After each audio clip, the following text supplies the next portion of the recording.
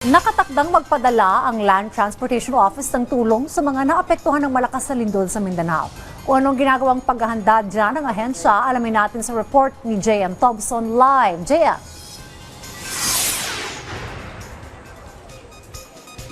Dayan, nakahanda na yung mga relief packs dito sa Land Transportation Office o LTO, Central Office sa Quezon City at nakatakdang ipadala ito sa mga naapektuhan ng lindol sa Mindanao. Ito ay tugon ng ahensya at pakikiisa sa pangangailangan ng mga naapektuhan ng malakas na lindol sa Mindanao nitong nakaraang linggo.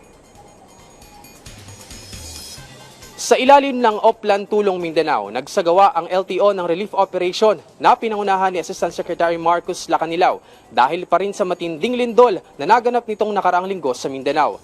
Kinakailangan ng ating mga kababayan ng pagkain, tubig at iba pang pangangailangan dahil sa epekto ng lindol sa kanilang pang-araw-araw na pamumuhay.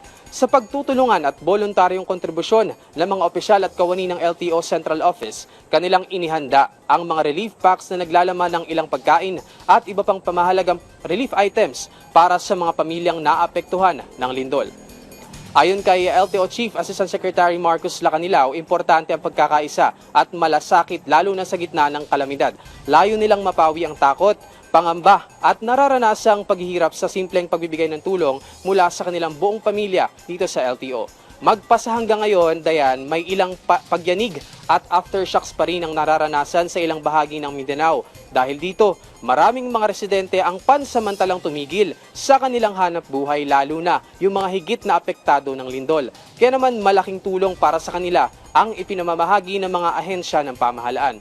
Samantala, Dayan, para naman maihatid ng maayos ang mga relief packs sa mga residente sa Mindanao, sinisigurado naman ng Department of Public Works and Highways o DPWH ang kanilang tuloy-tuloy na pagsasaayos ng mga daanan at tulay na naapektuhan ng lindol. Ilan dito ay kanila nang naayos kaya't nadadaanan na ng mga ahensya ng pamahalaan para mabigay yung tulong sa mga residente. Tumutulong din yung ahensya sa mga lokal na kalsada at pagsasagawa ng mga assessment at emergency repair works sa mga critical infrastructures gaya ng ospital, health facilities at eskwelahan. Dahil naabot sa 2,000 relief packs yung nakahanda na dito sa LTO Central Office at naglalaman ito ng 5 kilong bigas, noodles at mga delata. At ito ay voluntaryong pinag-ambagan ng mga kawani ng LTO at ito'y bilang bahagi ng kanilang malasakit at tulong sa gitna ng kalamidad. At inaasahan na, Dayan, simula pa lang ito at may paparating pang mga tulong o food items na kanilang ibibigay rin sa mga biktima ng lindol. Dayan, makakasama natin ngayon si Assistant Secretary Marcos Lacanilao para magbigay ng ilang pahayag para sa ating mga naapektuhan ng lindol. Sir Marcos, gaano po kahalaga yung itong ibibigay po natin sa mga naapektuhan ng lindol sa Mindanao? Actually, napakahalaga nito, no? Dagdag na tulong natin bilang isang ahensya rin ng gobyerno.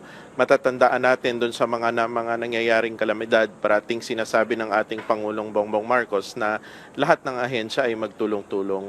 So dito, nagkaroon na kami ng inisyatibo at magtulong man lang kami dito sa LTO. At isang paraan din naman ito para yung mga empleyado namin ay dahan-dahan namin, isang paraan ng reformation din ito kasi makikita nila yung pakiramdam ng pagtumutulong tayo dun sa mga kababayan natin na nangangailangan, lalo na dun sa Mindanao na nakita natin na grabe naging pinsala. Sir, kailan po natin planong maipadala po ito?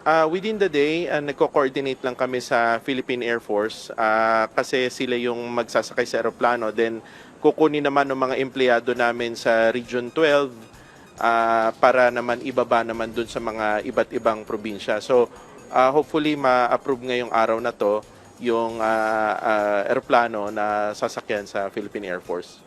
Sir, mensahe na lang po para sa ating mga apektadong residente sa Mindanao. Nung mga nakaraang araw, napanood ko yung mga lugar kagaya ng Sarangani, sa Maasin, na talagang hirap yung mga kababayan natin doon. Kami dito sa LTO, sa Central Office at sa iba't ibang mga regions, nagtutulong-tulong kami para matulungan kayo.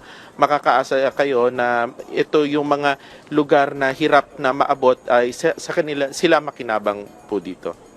Maraming salamat po, Sir Marcos. At Dayan, yan na muna ang pinakahuling balita mula rito sa LTO Central Office. Balik sa inyo sa studio, Dayan. Maraming salamat sa update, JM Thompson.